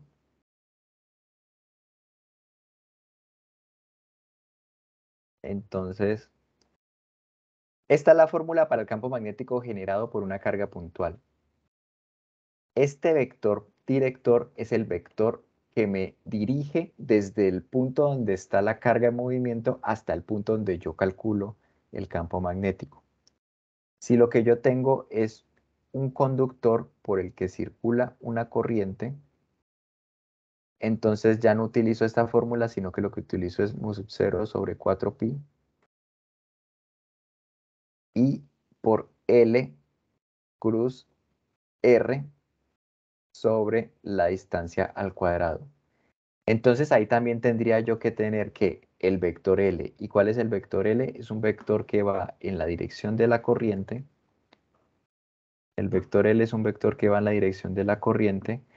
¿Y tiene qué magnitud? La magnitud de la longitud del segmento. Acá. Entonces, eso es un caso también, uno de los casos simples, cuando tenemos conductores.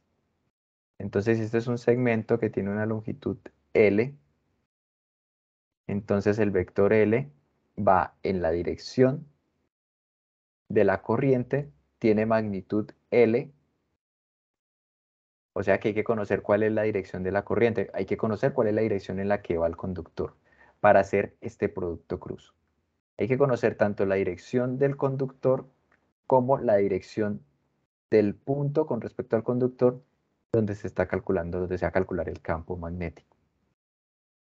Entonces vamos a ver un ejemplo ahora de vector director, pero Antes de ello, recordar ahora una nueva cantidad física que es la permeabilidad magnética mu sub 0. Viene dado por 4pi por 10 a la menos 7 y estas son unidades de la permeabilidad magnética en el sistema internacional. Entonces, recuerden la idea, carga puntual se está moviendo a una velocidad v, ¿cierto? Aquí está en blanco, carga puntual moviéndose a una velocidad v. Y hay que conocer cuál es el punto donde se va a obtener el campo magnético debido a esa carga en movimiento. Aquí tenemos dos ejemplos, punto Q puede ser o punto P. Supongamos que vamos a analizar el punto P. Entonces, ese punto P tiene un vector posición con respecto a la carga que está generando el campo magnético, que es el vector R. En la fórmula aparece el vector director. Entonces, ese vector director es un vector director que tiene norma 1, pero va en la dirección del vector R. No olvidemos que el vector director se calcula dividiendo el vector entre su norma.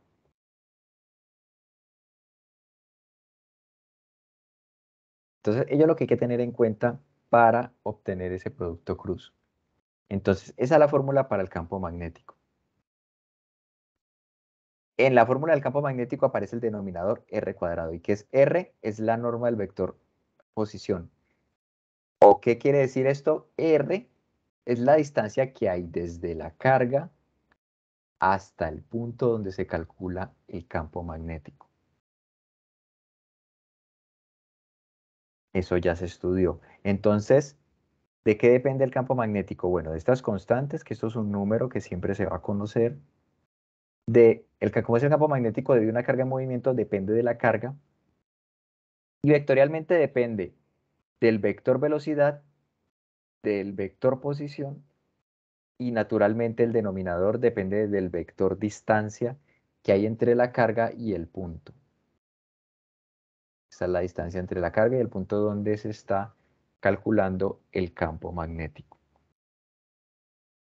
Es un análisis de la fórmula, recordar la fórmula. Además, si una carga se está moviendo en una línea recta, entonces la regla de la mano derecha me permite determinar cómo son las líneas de campo magnético, cómo es el campo magnético. Entonces, apuntando el pulgar de la mano derecha en la dirección del movimiento y cerrando los 4 dedos, me va a dar la dirección del campo magnético, la dirección de las líneas de campo magnético.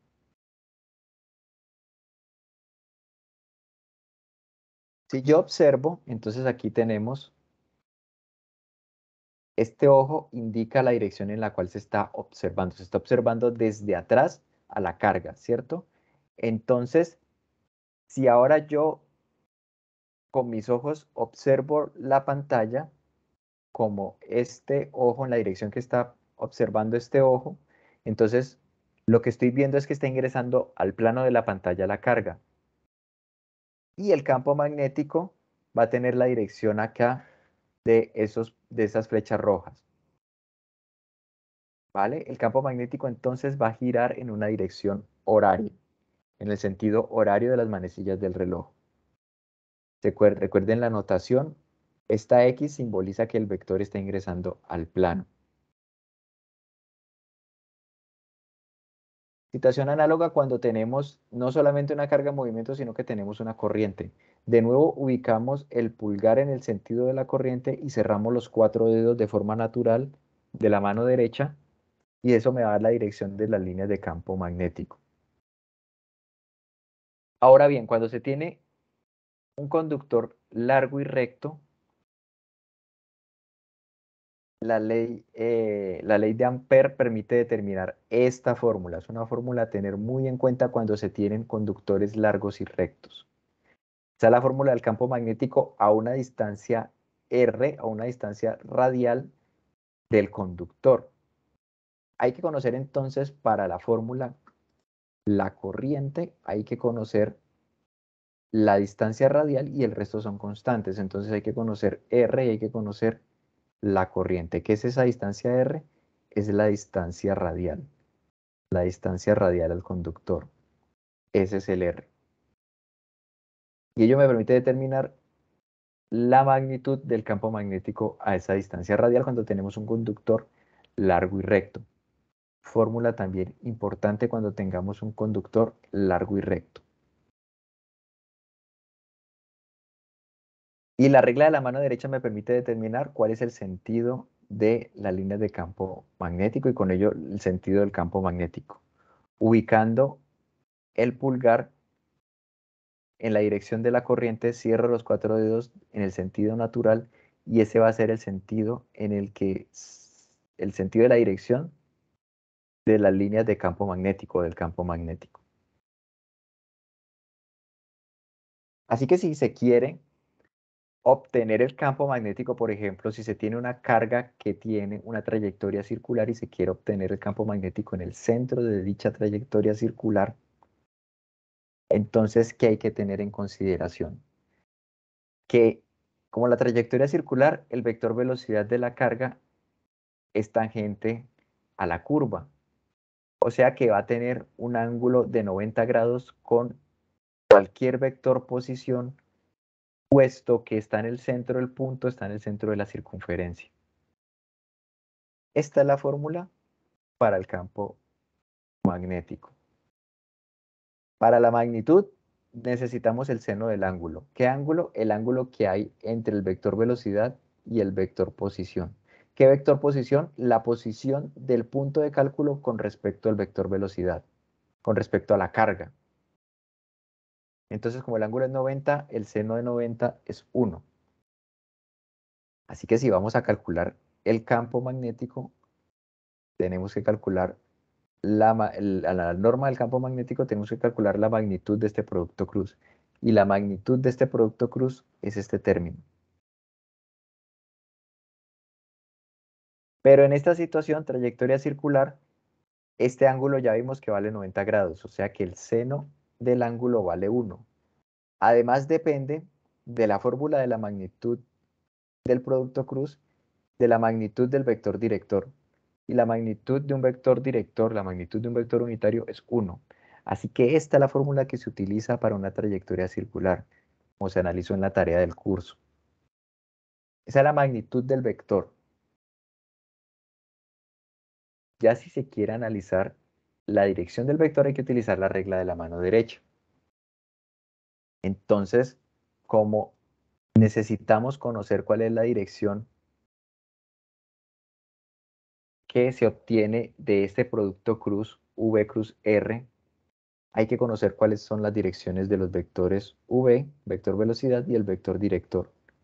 Realizar la regla de la mano derecha, si se realiza acá, ustedes lo pueden realizar, donde la dirección del vector velocidad, si vamos a analizar aquí este diseño de esta mano, entonces el vector, como es el producto que hay que calcular, va a ser el producto V cruz R, entonces los 4 dedos se dirigen en la dirección del primer vector, del vector velocidad.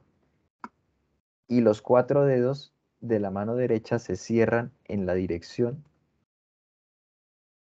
del vector director. Entonces se cierran los 4 dedos en ese sentido. Y lo mismo se puede realizar acá, ¿no? Que es en la figura donde se tiene que trabajar. Y se va a obtener que la dirección del pulgar, o sea, la dirección del campo magnético, es hacia arriba. En la dirección, si este es mi sistema de coordenadas X, Y, Z, va a ser en la dirección Z. Básicamente lo que se trabajó en el curso para el campo magnético en el centro de una trayectoria circular.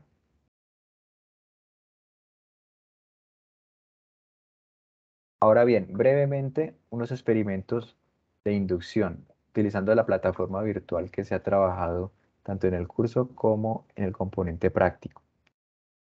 Entonces, aquí solamente, permítanme ver si, no deja. Bueno, espero que ahí puedan visualizar bien lo que les quiero mostrar. Entonces, lo que vimos en el curso es que cuando, espero que ahí estén visualizando, ¿qué tenemos? Tenemos una fuente de campo magnético porque tenemos una batería que está conectada a una bobina, a un conjunto de espiras. Aquí los círculos azules representan las cargas en movimiento. Carga en movimiento me genera un campo magnético. Tenemos un segundo conjunto de espiras que están conectadas a un bombillo. Cuando se mueven, el origen del campo magnético a través de las espiras, entonces hay situaciones donde donde ilumina más el bombillo. El iluminar más representa que está pasando más corriente. De hecho, se puede visualizar también el movimiento de las cargas en este segundo conjunto de espiras. Lo que pasa es que, bueno, cambió el movimiento relativo entre las bobinas. Pero resulta que yo también puedo tener movimiento de carga en la segunda espira, en la espira mayor, cuando modifico, por ejemplo, el sentido de la corriente. Miren lo que pasa cuando estoy modificando el sentido y la magnitud de la corriente en la primera espira. También hay corriente en la segunda espira. También cuando se modifica el área de las espiras, no sé si se alcanza a ver, voy a tratar acá de aumentar el número de espiras en la segunda bobina, y cuando se modifica el área de dichas espiras, también hay modificación en la corriente. Se ve que en el bombillo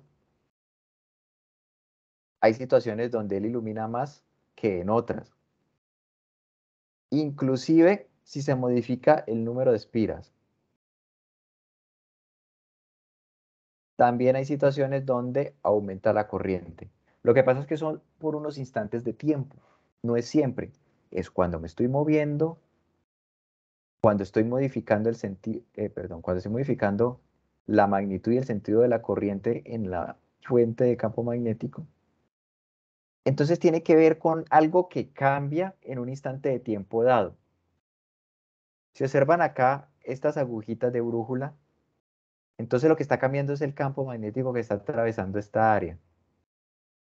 O sea, está cambiando el flujo magnético.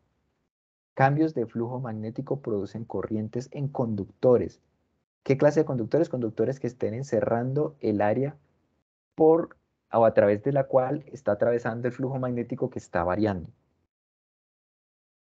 Entonces depende de diferentes factores, como el área que está siendo atravesada por las líneas de campo magnético, la velocidad relativa, o sea, la velocidad o el campo magnético, cómo varía el campo magnético con el tiempo, y hasta de la inclinación.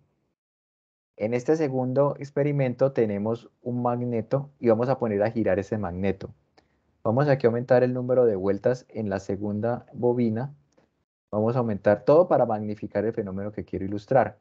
Entonces, si gira este magneto, si gira este imán, va a estar cambiando la orientación del campo magnético que atraviesa estas espiras. Disminuyamos un poco la velocidad de rotación, aumentemos la fuerza del imán y ahora mostremos el campo. Entonces, mire que está cambiando la orientación de las agujitas que representan el campo magnético. Con solo el hecho de que cambie la orientación de las agujitas del campo magnético que está atravesando esta área, con solo eso se tiene modificación en la corriente, se prende el bombillo, se tiene modificación en la corriente que atraviesa o la corriente que circula por los conductores que encierran el área por la que está atravesando el campo magnético. Ustedes ya estudiaron ese tema, entonces las líneas de campo magnético que atraviesan un área constituyen el flujo magnético, me permiten determinar el flujo magnético. Es un flujo que depende de la orientación en la fórmula para el flujo magnético, entonces depende de estos factores. Y pueden aparecer en una pregunta. Entonces, flujo magnético. En esta situación más sencilla, flujo magnético viene dado por el producto entre el campo magnético, el área de la superficie por la que está atravesando el campo magnético y el coseno de phi, donde phi es el ángulo, mírenlo aquí, el ángulo que hay entre el vector perpendicular al área y el campo magnético. Si tenemos que phi es 90 grados, no está atravesando ninguna línea de campo magnético el área y por lo tanto el flujo magnético es cero. O sea que ¿de qué depende el flujo magnético? Depende del campo magnético, depende del área que está siendo atravesada y depende también de la orientación. O sea que si va a variar un flujo magnético, o varía el campo, o varía el área, o varía la orientación. ¿Y cómo responde el sistema cuando hay variaciones de flujo magnético? Entonces vimos la ley de inducción de Faraday y la ley de Lenz, siendo la ley de Lenz un poquito más intuitiva para entender cómo es la respuesta del sistema a variaciones del flujo magnético. Supongamos este ejemplo, recuerden que eso lo analizábamos en la webconferencia cuando hablábamos de la ley de Lenz. Supongamos una espira circular de corriente aquí en amarillo, un campo magnético vertical que va hacia arriba y está creciendo hacia arriba. Entonces no olvidemos la fórmula. Flujo magnético en esencia tiene que ver con este producto. Y además del coseno de un ángulo. Lo que pasa es que como aquí el campo magnético es perpendicular a esta área, es paralelo al vector área, y como es paralelo, entonces el flujo magnético viene dado en esencia por esta fórmula.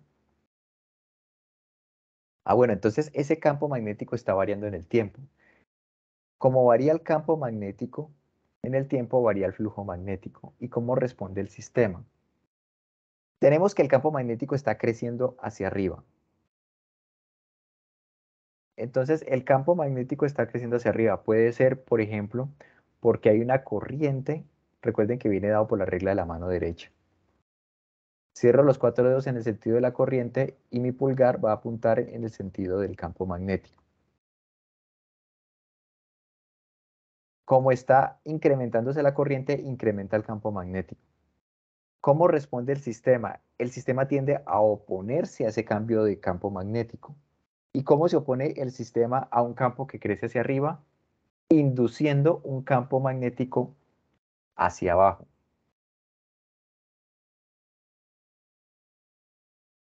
Se induce un campo magnético aquí en azul hacia abajo. Podemos llamar un campo magnético prima. ¿Y qué genera ese campo magnético hacia abajo? Una corriente que va en el sentido contrario a la corriente aquí que iba en violeta. La corriente violeta es la corriente que originó el campo, pero como esa corriente se incrementa el campo magnético hacia arriba. ¿Cómo responde el sistema? Induciendo un campo magnético hacia abajo. Entonces, ese es el campo magnético inducido. ¿Y qué lo indujo? Una corriente inducida o una FEM inducida. Una FEM es una fuente de voltaje.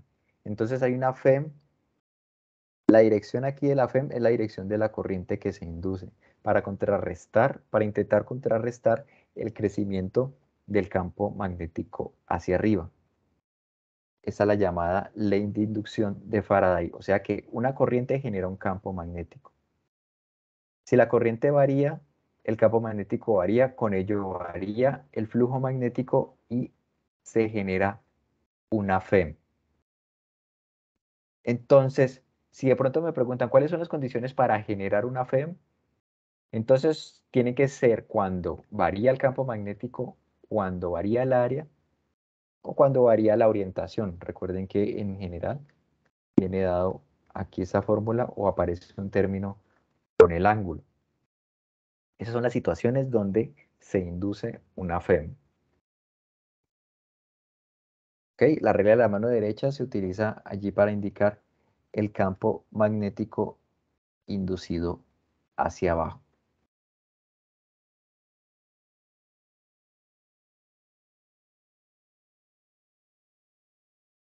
¿Ok? Entonces solamente para recordar, líneas de campo magnético alrededor de un conductor largo y recto son círculos concéntricos. Esta es la fórmula para ese campo magnético.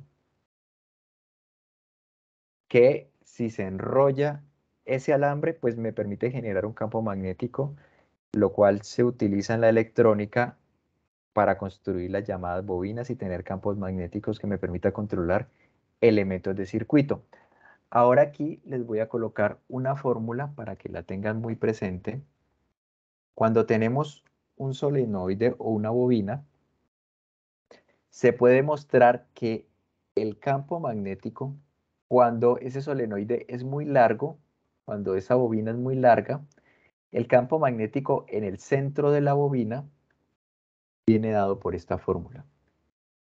Sub 0, cuando tenemos una bobina con n espiras y una longitud L que la atraviesa una corriente I. Ese es el campo magnético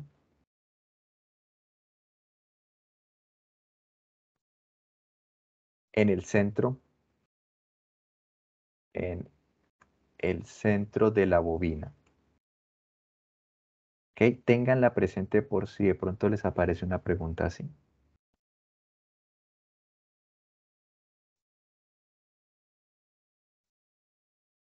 ¿De qué depende la fórmula? De mu sub 0, que es una constante, un número, permeabilidad magnética, del número de espiras, de la corriente y de la longitud. ¿Qué longitud? La longitud de la bobina. Esa longitud de la bobina.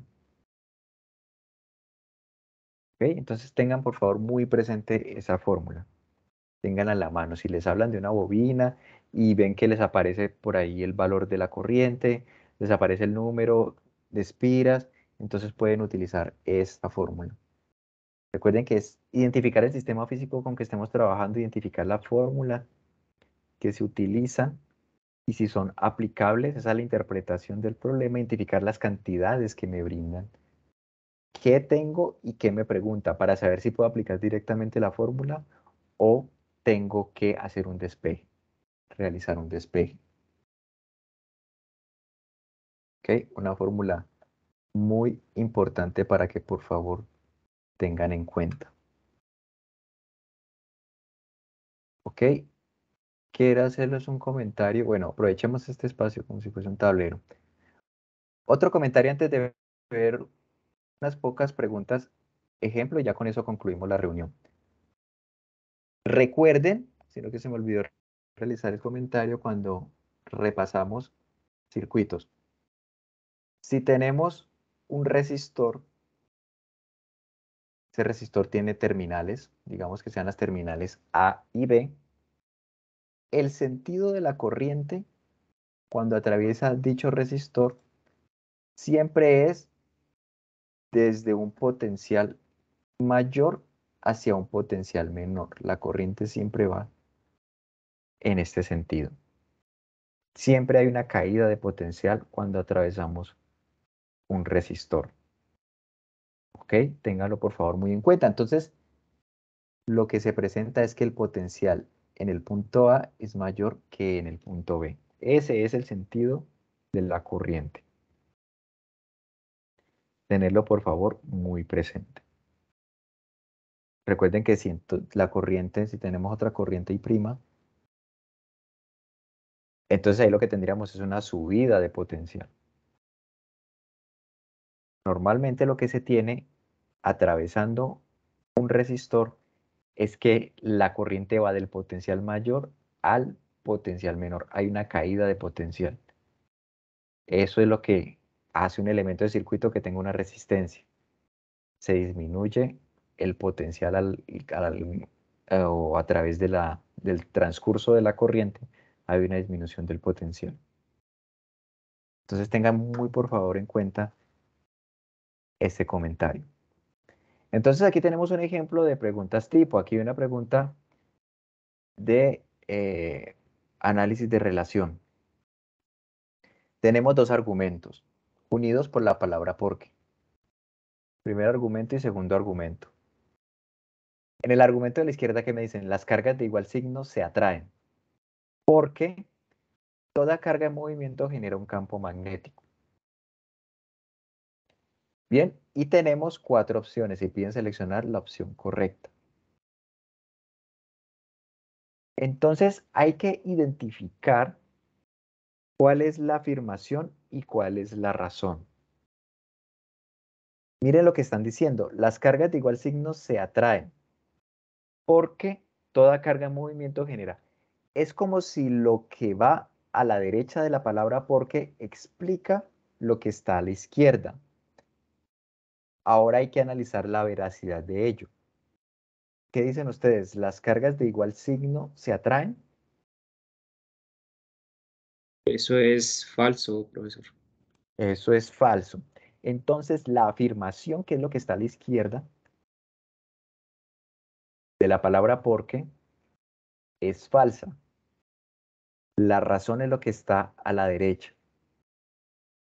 Así que hay que mirar dentro de las opciones cuál dice que la afirmación sea falsa. Tenemos esta opción para ir descartando y esta opción. Descarto esta y descarto esta. Ahora, ¿qué me dice la primera? La afirmación es falsa, la razón es verdadera. ¿Qué dice la razón? Toda carga en movimiento genera un campo magnético. Es algo que ya hemos visto en el curso, o sea que es verdadera. Entonces, hasta el momento va bien esta opción. Y la razón no es una explicación correcta de la afirmación. No están relacionados. Cargas de igual signo se atraen, es algo que se tiene de la electrostática. Y toda carga en movimiento genera un campo magnético, es algo independiente. O sea que no es una explicación correcta de la razón. O sea que esta opción tiene muy buenas probabilidades de ser la correcta. De todas formas, nunca está de más observar la otra. Me dice, afirmación y razón son falsas ambas. No, porque la razón es verdadera. Toda carga en movimiento genera un campo magnético. O sea que se descarta también. Y ya como descarté las tres opciones, me queda solamente la primera opción.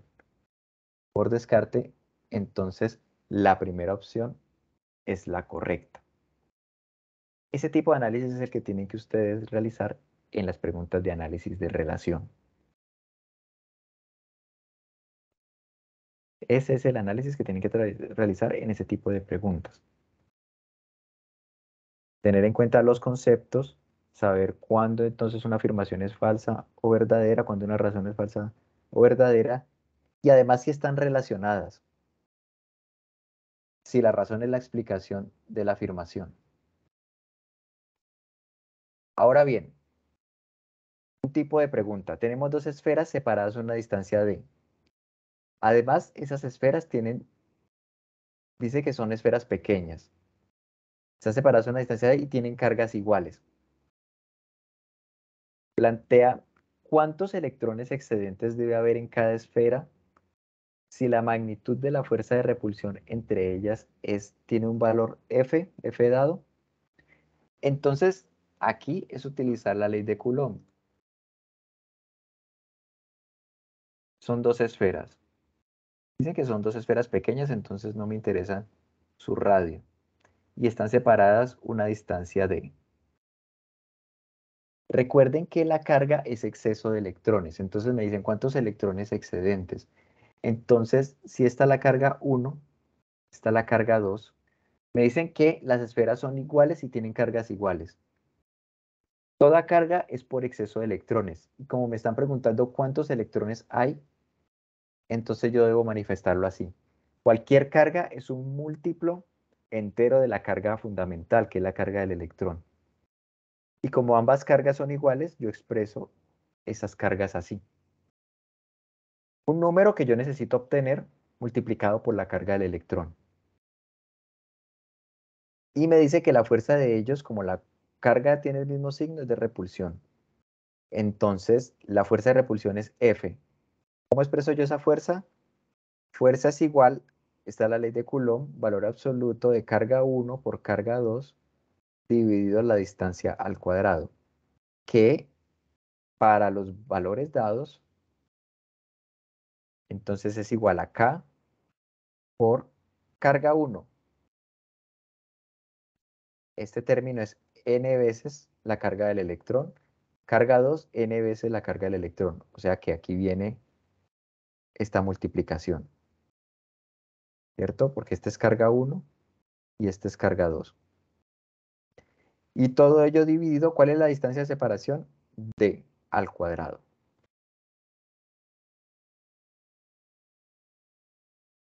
¿Ok? Entonces, al hacer este producto en el numerador me da K.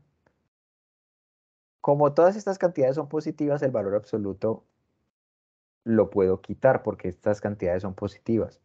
Entonces me queda en el numerador n cuadrado por e cuadrado. Todo ello dividido d cuadrado. ¿Vale? Vayan haciendo ustedes mismos ahí el análisis.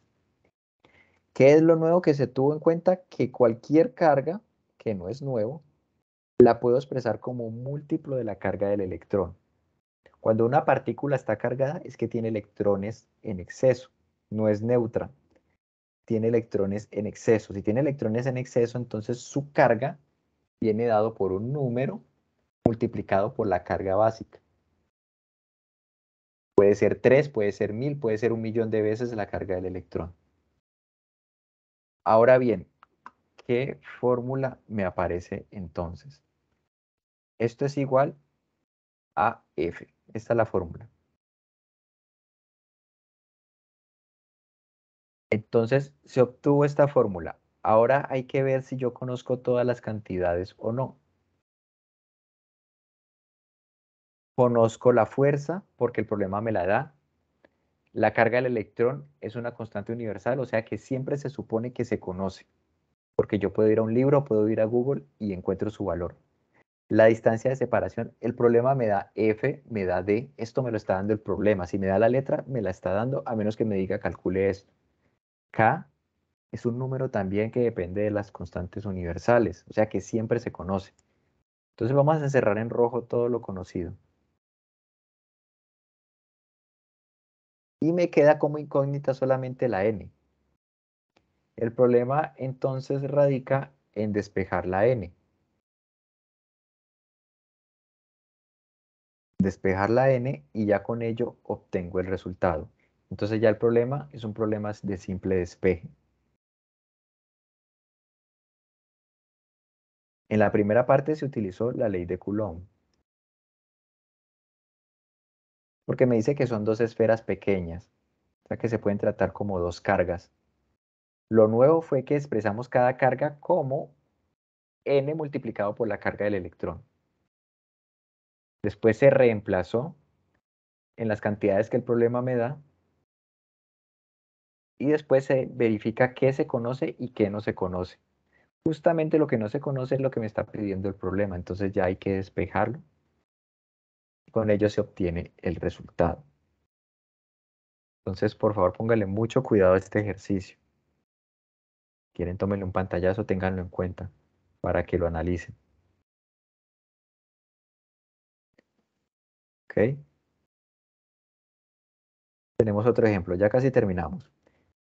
En este ejemplo tenemos un cascarón esférico. ¿Qué es un cascarón esférico? Piensen en la cáscara de un huevo. Un huevo tiene una figura ovoide, pero piensen en un cascarón, algo que es hueco. En los ejercicios de electromagnetismo muchas veces se utilizan ese tipo de geometrías, un cascarón. Ese cascarón esférico tiene una carga Q mayúscula, que aquí está en rojo. Una carga mayúscula positiva que está distribuida por el cascarón. Aquí se le hace un corte para visualizar lo que hay por dentro del cascarón. Hay una carga Q minúscula también positiva. El enunciado me dice, hay un cascarón esférico conductor que posee una carga neta Q mayúscula. Entonces, ese cascarón genera un campo eléctrico que sale de dicho cascarón, sale hacia afuera. El campo eléctrico sale en todas las direcciones del espacio tridimensional de forma perpendicular. Ahora por dentro tenemos una carga Q y pide determinar, dicen además que la carga Q está ubicada en el centro geométrico del cascarón. Pide determinar el flujo eléctrico dentro del cascarón esférico. O sea que es como tener una superficie por dentro del cascarón esférico, una superficie cerrada, y piden determinar cuál es el flujo adentro. ¿El flujo debido a qué? Debido a la carga positiva. Como tenemos una carga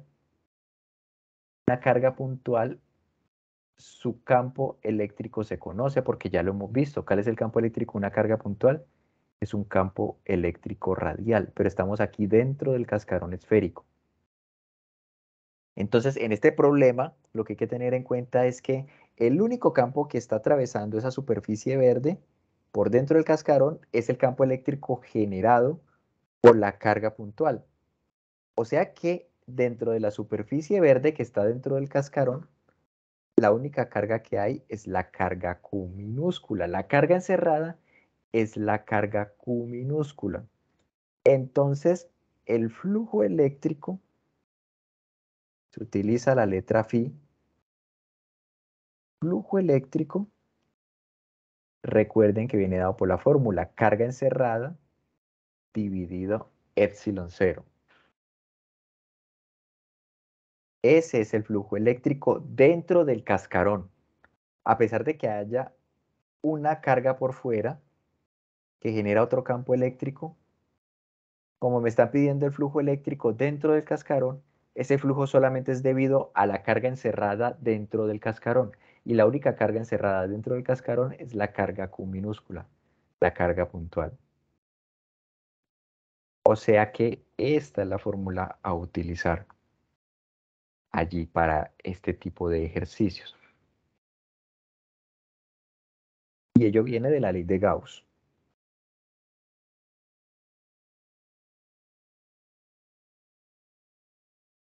Bien, entonces tengan por favor muy en cuenta caso de que les aparezca algo parecido.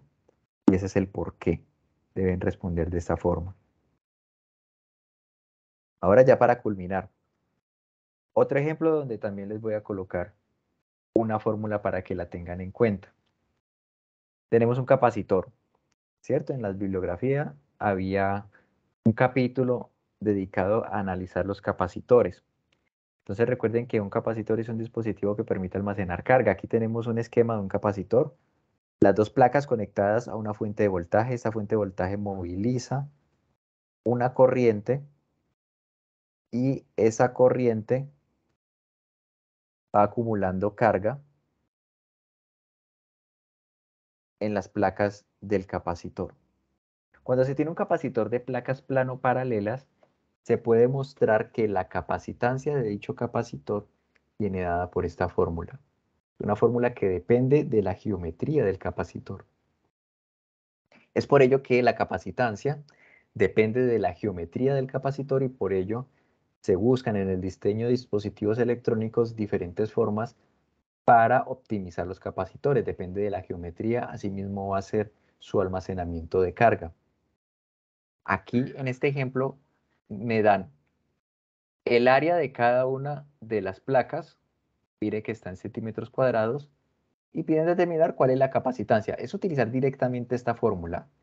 Si la separación entre las placas me dan la distancia de separación, o sea, me dan todo porque epsilon 0 es la permitividad eléctrica, o sea que es un número al cual se puede recurrir.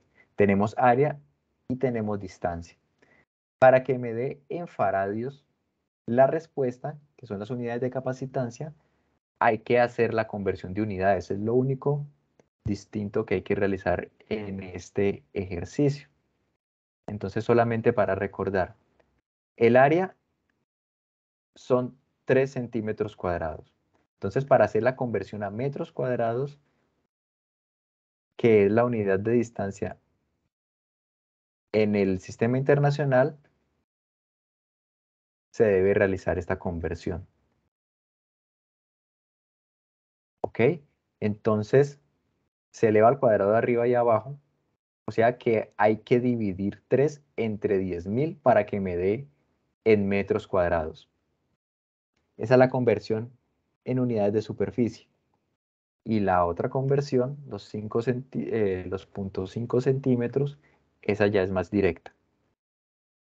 Dividido 100 centímetros y ahí sí que se cancelan, ¿vale? Para que lo tengan muy presente para pasar, en caso de que no lo tuviesen, de centímetros cuadrados a metros cuadrados. Pero ya el resto es hacer un reemplazo. Tenemos la distancia ya calculada en metros cuadrados, en metros, perdón, el área en metros cuadrados y esta cantidad desconocida de la literatura. Entonces, para que por favor tomen esta fórmula de un capacitor de placas plano paralelas.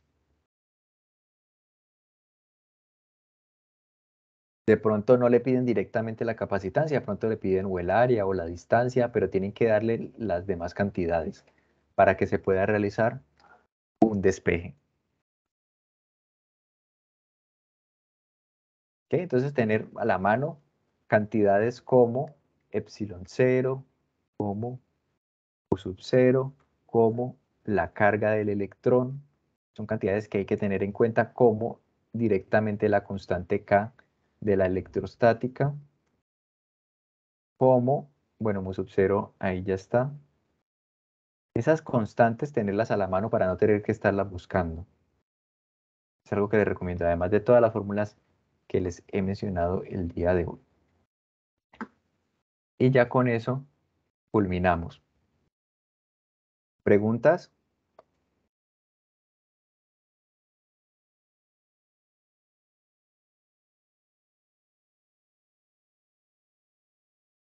No, profe, todo está claro. Ok. Muchas gracias. El día de mañana, espero que hayan visto el correo institucional, tendré la webconferencia.